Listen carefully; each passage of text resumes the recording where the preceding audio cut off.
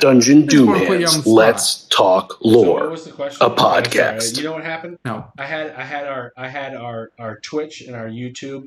The volume was on at the same time, so I heard like echoes and echoes. It sounded amazing, but honestly, I wish I could have that enhancement during our live gameplay. But what was your Well, we question? can So figure that out. we Oh, definitely so when what do you define as travel? Because I know you've recently said in one of our chats that we've been traveling the pretty much the entire game and haven't really stopped for a can. dungeon. Yeah. So the topic of travel is interesting because like you know me, I researched the topics before this. And I just look at the top, feeds that I have Hmm. and see what people have commented on. And a lot of them say that like traveling is boring and traveling Hmm. is not adventurous for them or engaging. It's Hmm. funny for me because our 3 year campaign, which we play every other Monday, uh, Hmm. that's a little plug. But we play every other Monday. I feel like the amount of traveling that we've done exceeds all of the rest of it, and it's been awesome. So I don't think I know exactly like how, I wouldn't say like I know how to travel. I just know that the way in which I do it, and I feel like we've been so. How do I explain this? Dungeon crawling. What I guess what I was saying in the pre-chat was dungeon crawling, in Dungeons and Dragons. You'd imagine yourself. You're in this confined space. You're going through a map that you have made as the DM. Hmm. Um, it, it's not limiting to the players when you're in the dungeon, but it is a little bit limiting to the DM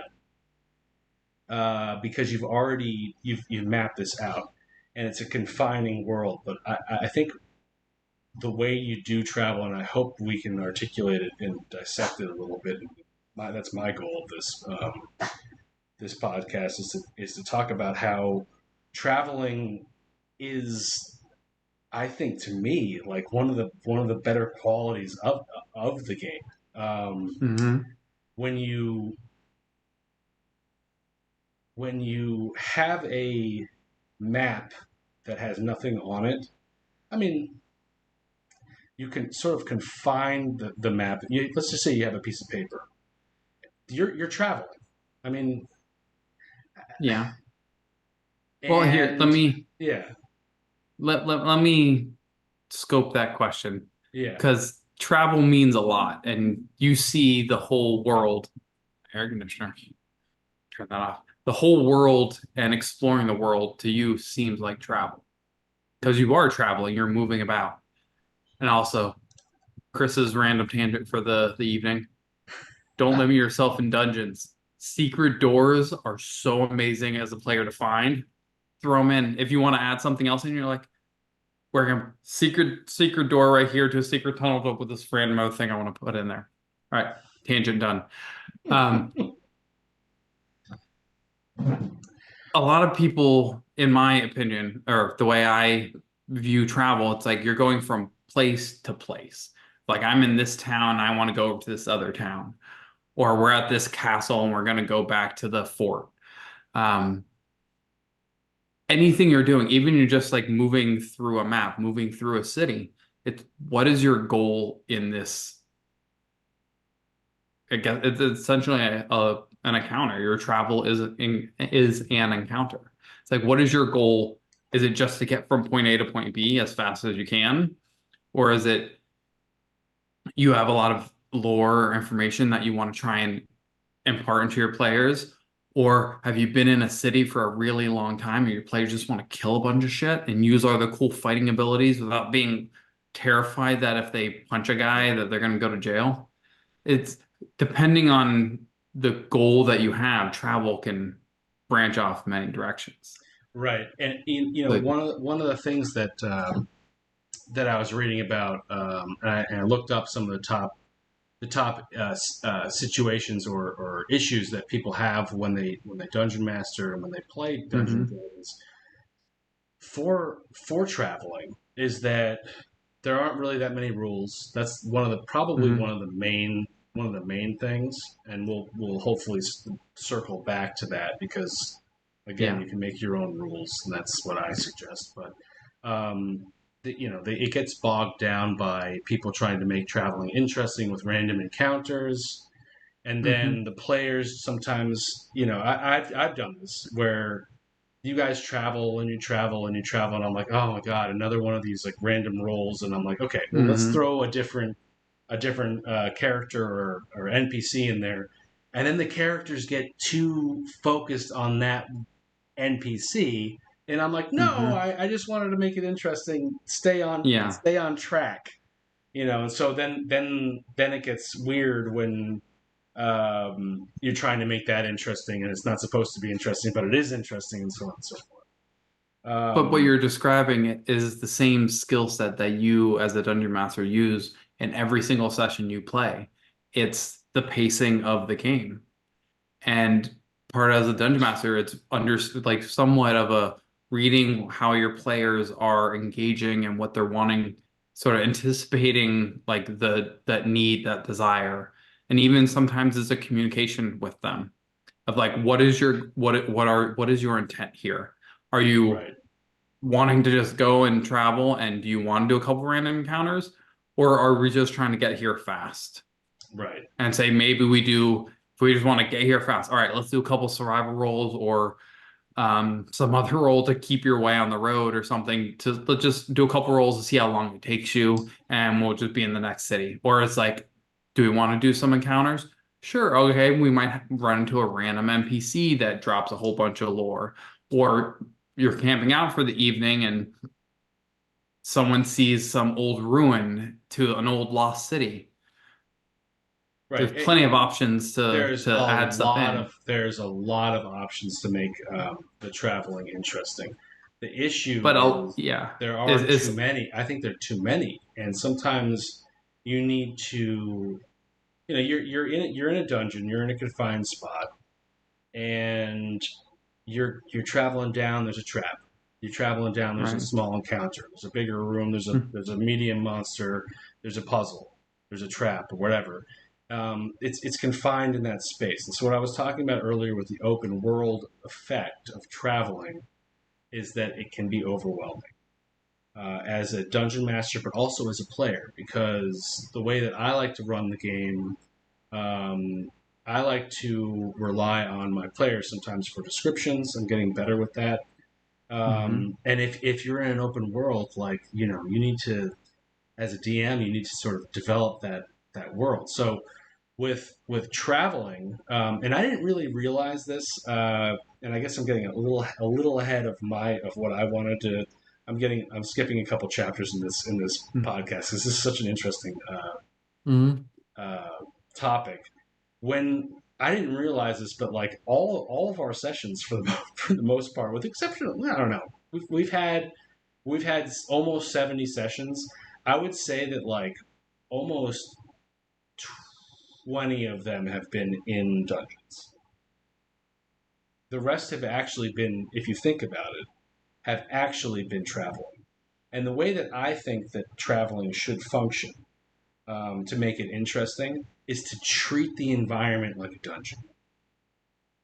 That's That will exactly what I help was thinking of. you. That The will help Artemisian you. Forest. Yeah. Yes. I was gonna say the Artemisian Forest, you built it as a dungeon, Hmm. but at playing it, it felt like a travel excursion of like we're cruising through this place and it felt expansive. It felt open to a point. The But yeah, and it we did it multiple times. We did the desert. yeah, We did and you the can open water. The open water was yeah, insane. It was insane. All that is traveling. When you're on a ship yeah. and you're going from A to B, my our heroes are trying to find an old relic. Essentially, is what the story is, and they're on open water. They're traveling, but you can't just. Yeah, Mhm. it's a cheap. It's too cheap for me to say, okay, let's roll. Okay, well, there's no encounter. Now you've traveled to 100 miles to this random island. No, there's got to be more, and Well, it could you be a random encounter or whatever. But There's many different options and ways to do that. And I have a one that I started using in my last game I DM'd, and the DM who took over afterwards loved it, and he started using it in our game after that.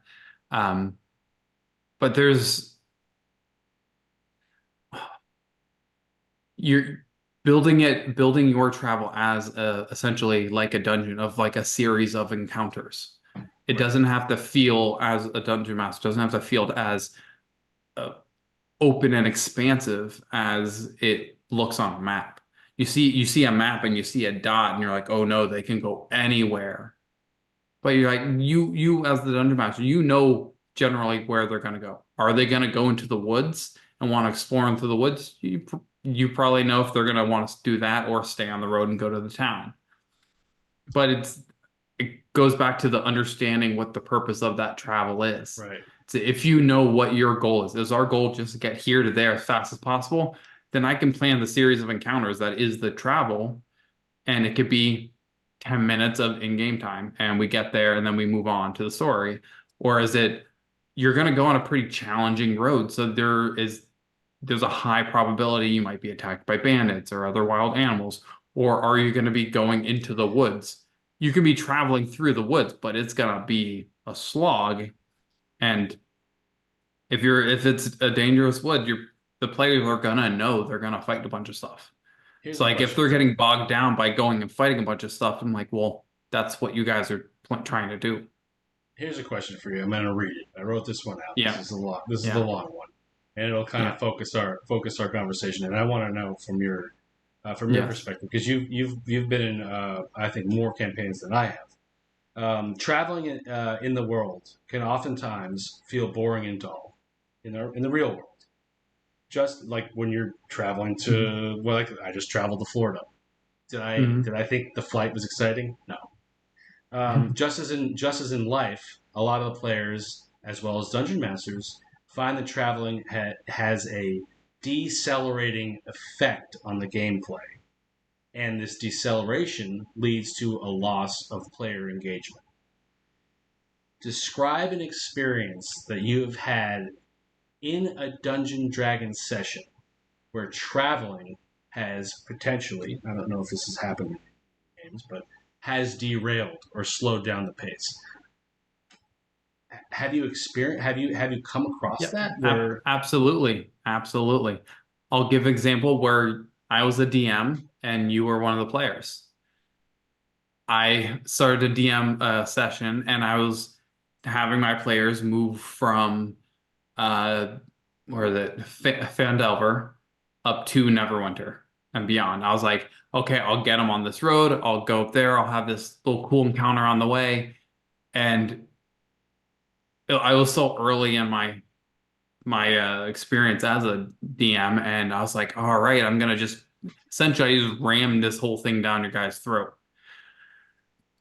And it felt like this is my because I turtle wanted to bard, throw this, my turtle yeah, bard that kept on no, getting no, denied? no. Oh, I think it was, yeah. Yeah, Um, but no,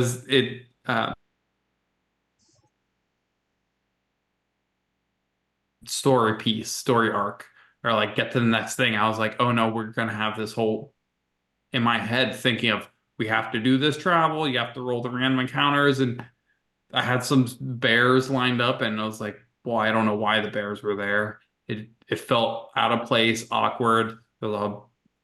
It sort of did what you're describing. Sort of everyone sort of looked bored. All right, now what am I gonna do? Looking at my phone, and no right. one's engaged and wanting to move the story along.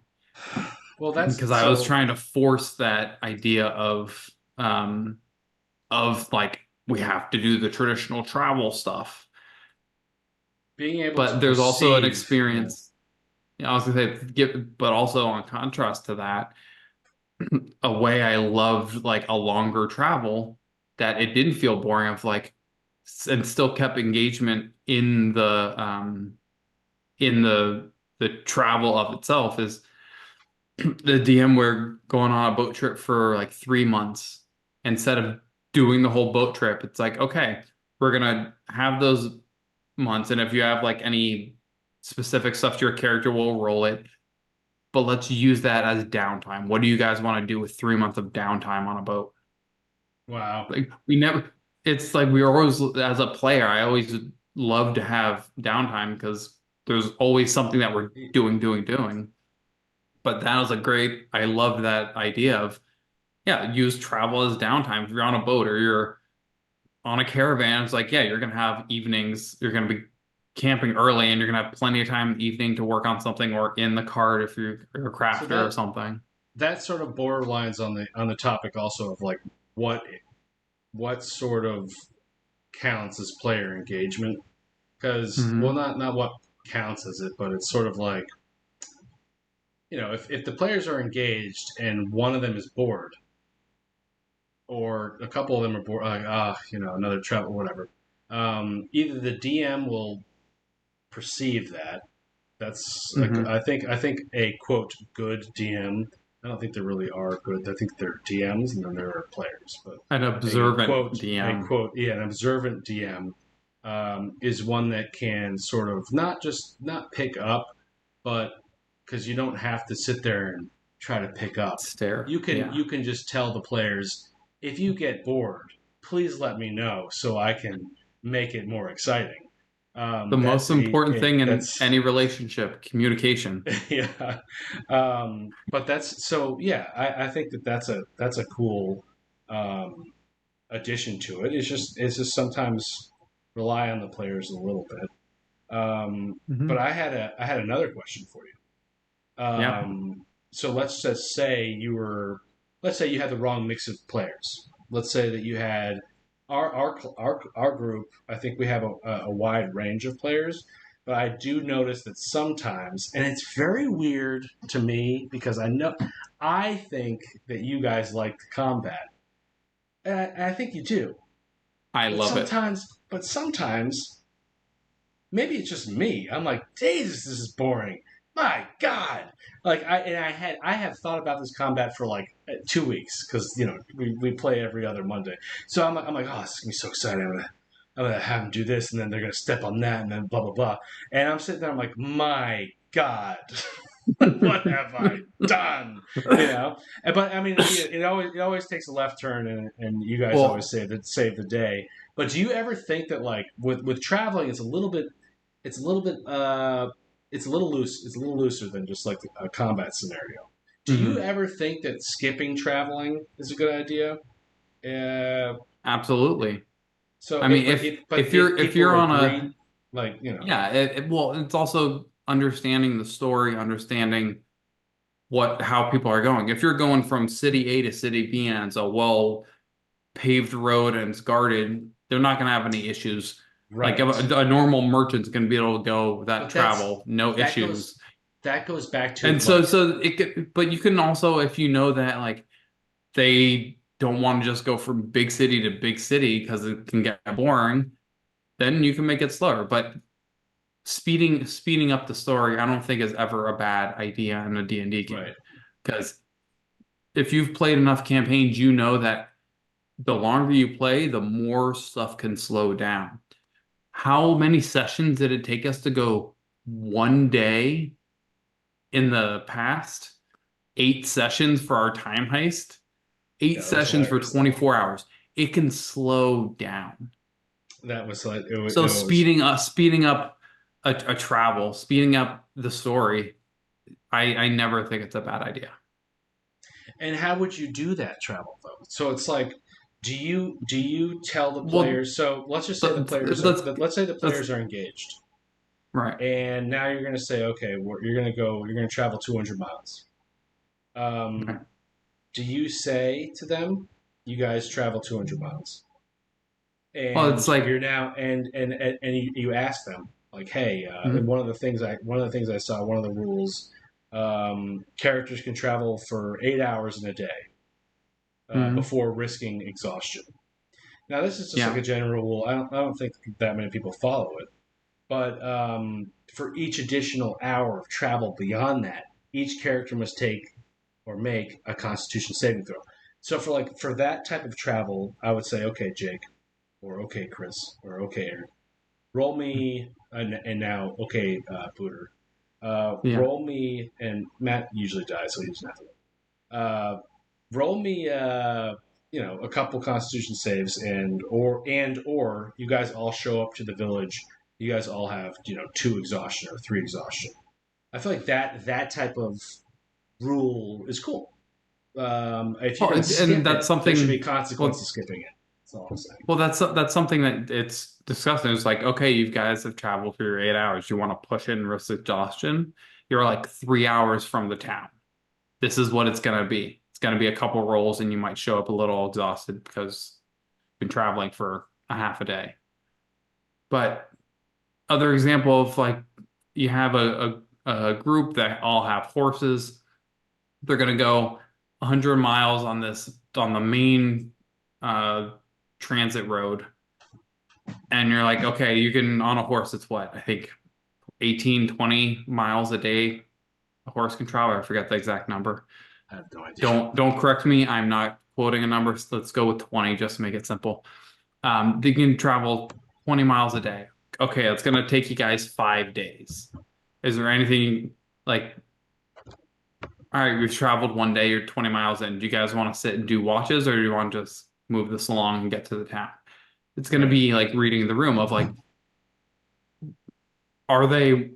is the party RPing in a 5 minute mile or like a 5 hour mile of like they're sitting and just RPing and talking and not really moving?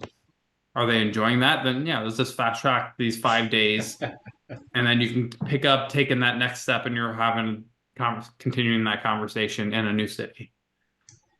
So If everyone's like, all right, I'm finally out of the city, let's go, let's just get away from the city. And it's like, yeah, make them do one watch and throw a couple random encounter rolls or something else, and then say, all right, after this day, you guys have been able to get the rest of the way. It takes 4 days and blah blah blah. So it's like you have a little breakup of there's something in between, but it doesn't have to be. um, okay. But here, So let me yeah, throw one yeah, my throwing at me. well, Chris's Nice, random tip of the night.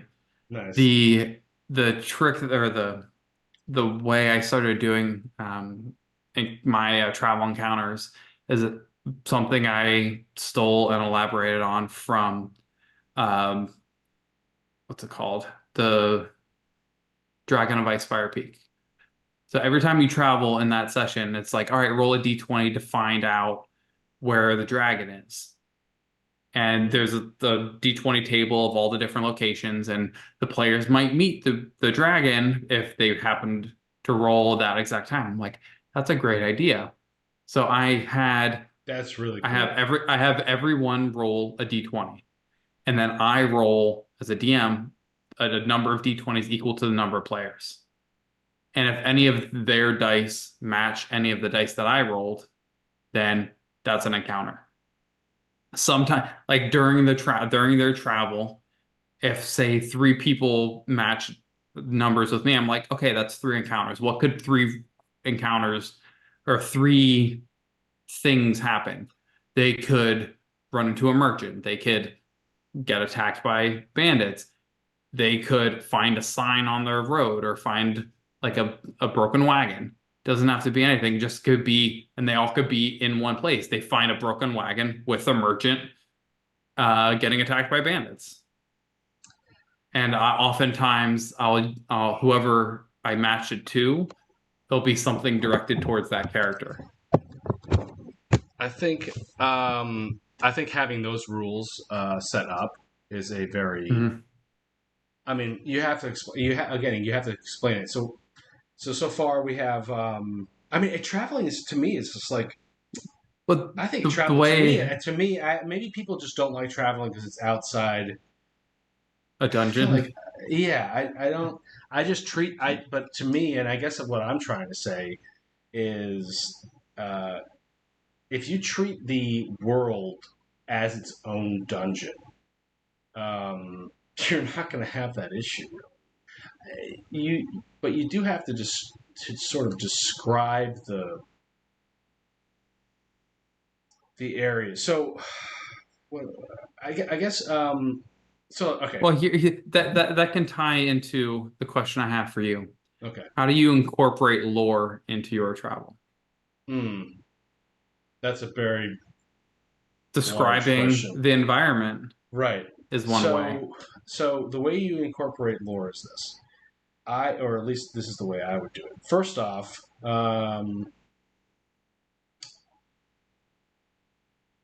is it your if it's your own lore, or you're reading, if you're creating it or you're reading it off a book or whatever you're doing, it's lore. Lore is lore. So don't be bogged down by any of that crap.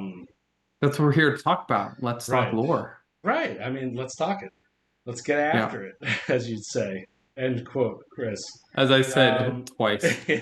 in a Very, row, back to back. yeah. Let's talk. The first question is, let's talk lore. Anyway. So, how do you incorporate lore? Mhm. So, you can. It's just the way you describe things. Honestly, that's just the way it is. You can set up a couple encounters, and I think traveling takes a little bit more. Believe it or not, takes a little bit more time. I think it might be believable. It takes a little more time to set up traveling than it does necessarily a dungeon. Now, a dungeon, you have a preset map, and you have traps here, there, and everything, and you already have one set. Uh, the lore has already been paved in that. You're going after this guy, or you're in this dungeon for this reason. You come out of it, and it's like you're traveling. Okay, where are we going, and why, and like who can we come across, and every character you find has a backstory. So one of the sessions Mhm. earlier, which we'll re-engage, we will revisit in our one of the next Let's Talk Lore podcasts is like NPC encounters and stuff, where you know the players would ask, "Where are you from?" Like, well, okay, now I have to create a lore drop for that. So when you travel, there's a lot of opportunity for world building, like a lot of what. In fact, to Mhm. me, that is where it's done. And so every encounter that you come across has its own lore.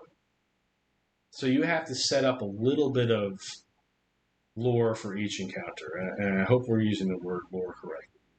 I think that like when we were going through the forest, and I've described the forest before, and I hope people play it. We're posting all the encounters are posted on Instagram, so you could actually use the account to play a couple sessions of it. It's awesome. The forest was essentially just traveling. You're Mhm. in a forest. You're trying to get out, and it's a huge forest, and it's all back to back encounters. But not all the encounters were NPC combat puzzles traps. For the most part, they were just interactions and stuff. So, but when you do come across these things to make it a little player engagement with the traveling, you need to have a little bit of lore drops. So it's like, do you do you have that one wall that was being held down by the tree ants? Like that was Mhm. all ad lib. Like I didn't really like expect what was going to come out of it, but the lore in traveling is important. But again, don't get overwhelmed by like the concept of lore. Just Well, relate the encounter of the traveling to a character or a place, and people will be engaged. It's as well, simple as that. I think. the reason I ask is because I feel that on a travel is one of the easiest ways to throw in those random bits of prep and information that you think is so cool Oh yeah. into their laps. It's Oh like yeah. they're traveling and say you want to throw something in from someone's backstory. Okay, they meet a person who's hunting down like their brother or something. And you already have their whole backstory because it's from the PC's backstory. I think the dungeon master, for the most part, if he's either read the books and knows what's happening, or he's creating his own thing, I think the dungeon master knows the lore. However, Yeah. however, the players don't, and they also will miss things. If a player Yep. goes into a puzzle and the puzzle's supposed to reveal where the beholder is, and the beholder's name is Ezekiel, and Ezekiel has this teleportation device to go back in time to steal the thing, blah blah blah blah, Yeah. and the players decide, you know what, fuck that puzzle, let's go this way. Well, guess what? That's a lore drop for an NPC that you meet up later on in the Hmm. game. And where Yeah. you're going to do that? You're going to do that on the side of the road between A and B. You know, like Yeah. Yeah. that's how you make it. You know, Mhm. traveling is a good time period to have a little follow up or a little, you know, what did we miss? You know, And or something new. one of my favorite ways of sort of guiding players is perfect for travel, signposts. A physical signpost. You can have signpost, town that way, town this way, uh, random tower that they've never I heard of, I off beat into you the on that one. woods. I beat you on that one. One of the encounters in the Artemisian forest was a shitty little puzzle, and three group members are supposed to be focusing on it, and the one person who didn't focus on it saw an arrow hit a tree with a note. That's it. That was the whole thing.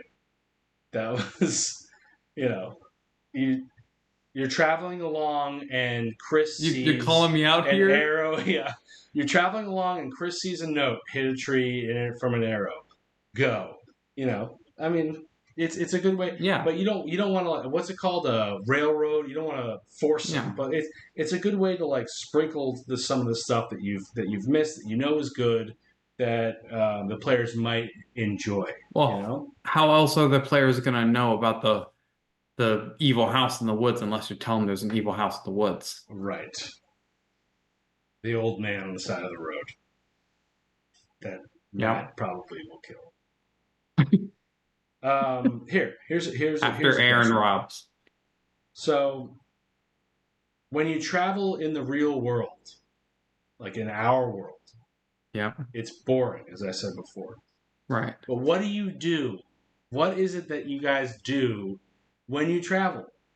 I mean, I'm not sitting there on the plane going like this, waiting for the DM to tell me, you know, the flight attendant to Well, tell me what to, you know, buckle up. when What do you you do, know it's a guys? perfect time to have those long conversations that two players really need to have at some point. It's like, all right, Exactly. you're traveling for a day. Is there anything anyone needs to talk about? Right. Or I wants to mean, talk about. in the current game that I'm playing, um, in my in-person game, there's my character and another character have butted heads, and there's some backstory rift that we've both have been like, we need to have a conversation, not right now, but we need to have a conversation. And In that's a perfect fact, time for it. in fact, Booter, Booterbot 500, who is a new joined 5,000 5,000. Sorry, well, you know, he's old. He's from the. is Everyone he's went back 500 in. because he's so old. Everyone, yeah, everyone went back in time, and Booterbot showed up for the game, and now they came back to the present. So he's old. He's old. He's old. Um, but you know, he has no idea what's going on. Guess what's going to happen when you guys travel in Trigard?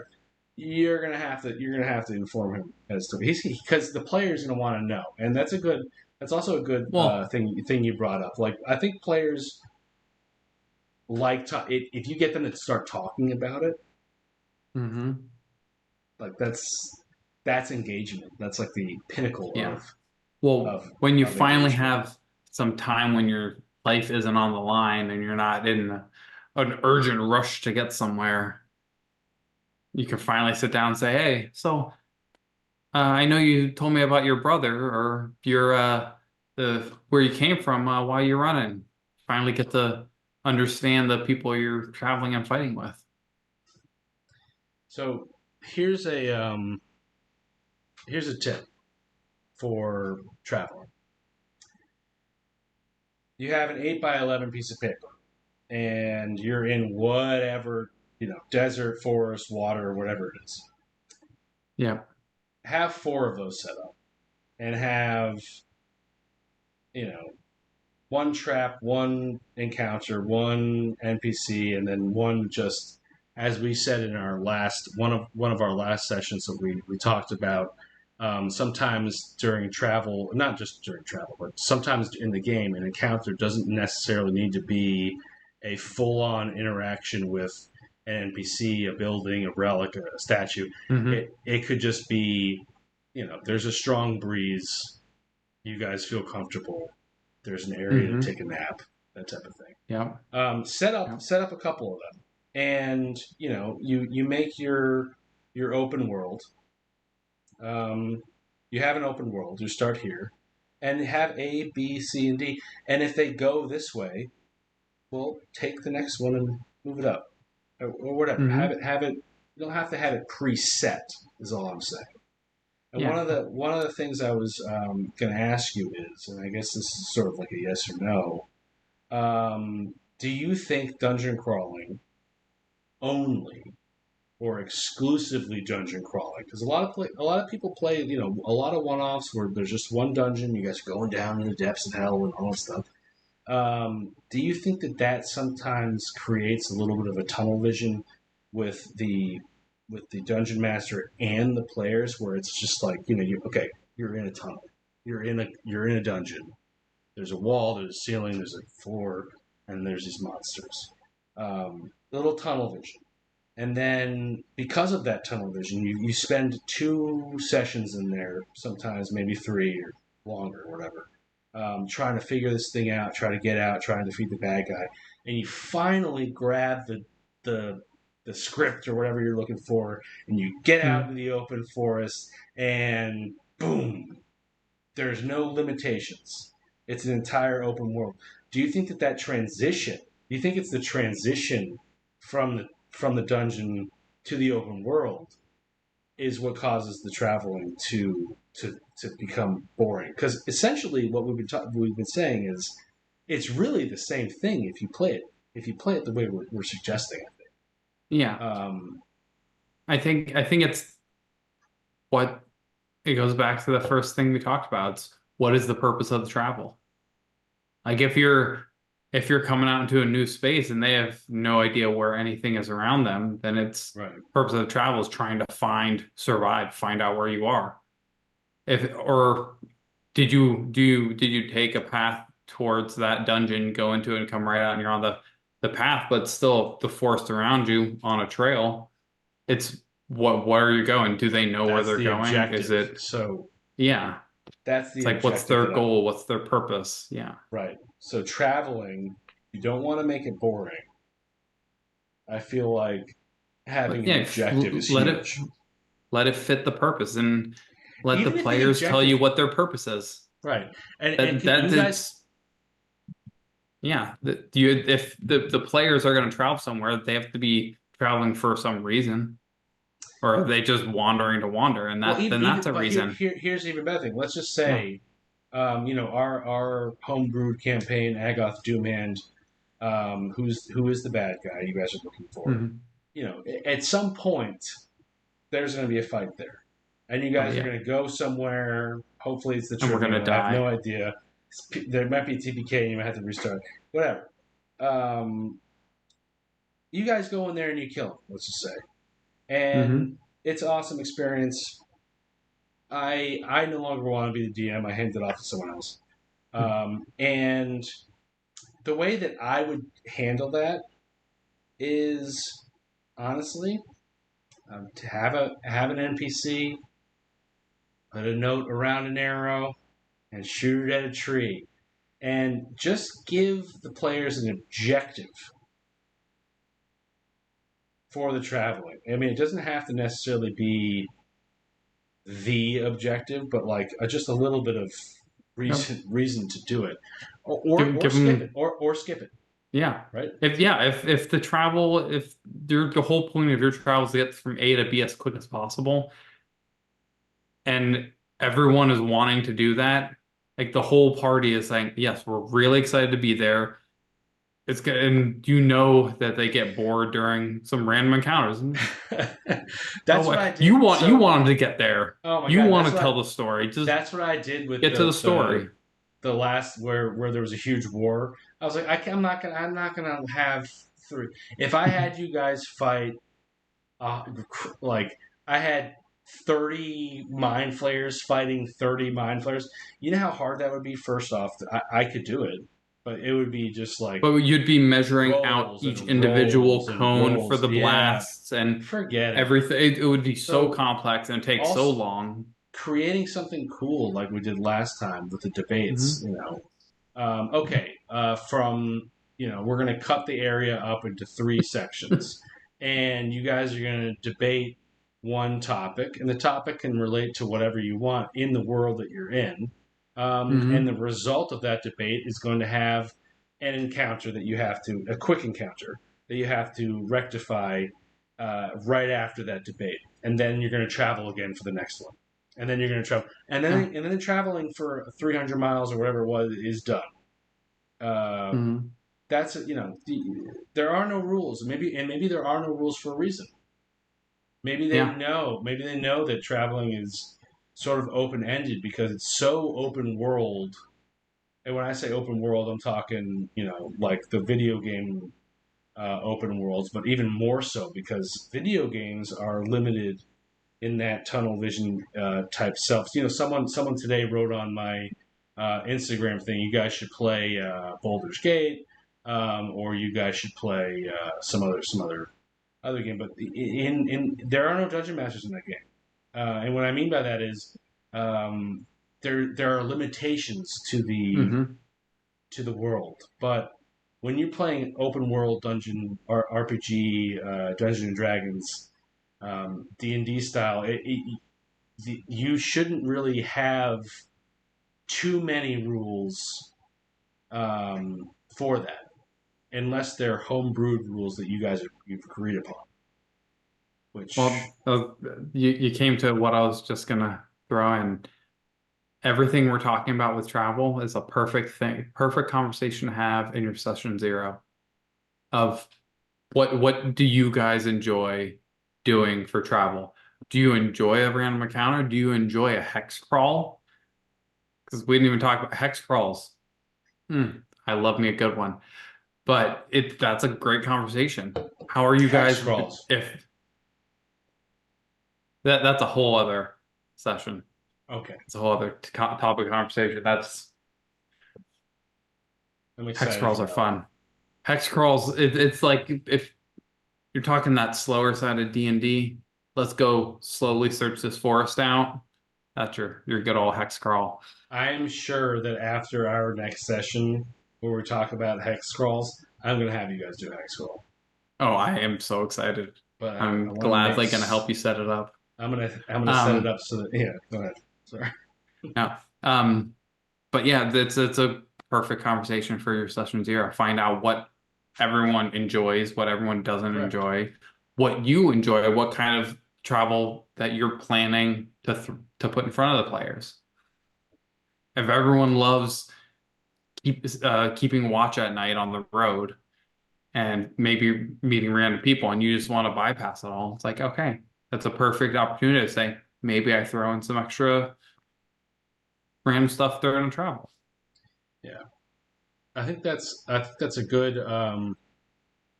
good time to So, conclude. well, yeah.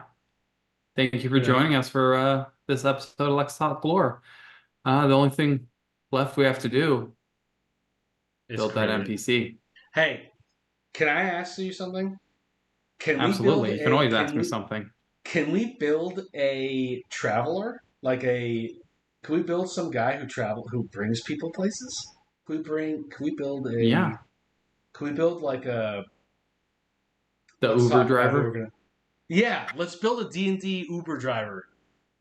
Maybe his name will be Uber something or something like that. I got it perfect for you. Okay. All I right. got ideas. Sit tight. We're going to discuss a little bit and be right back to you.